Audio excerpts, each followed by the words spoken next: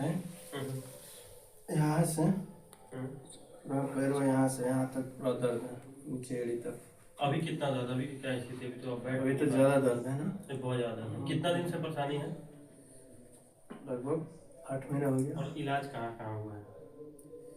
इलाज हुआ है, फर्स्ट हुआ मोतिहारी, अच्छा।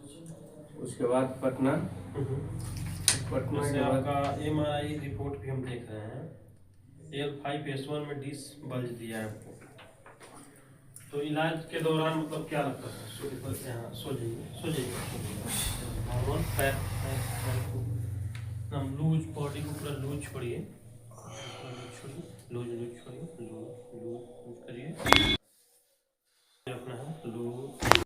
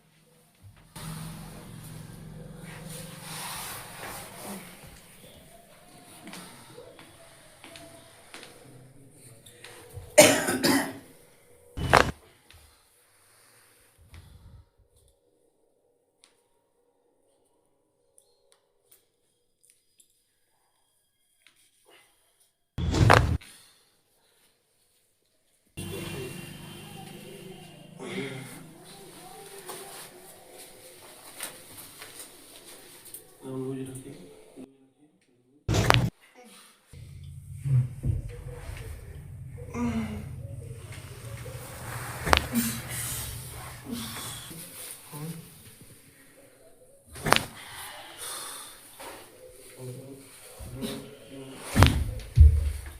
हाथ नीचे, हाथ नीचे,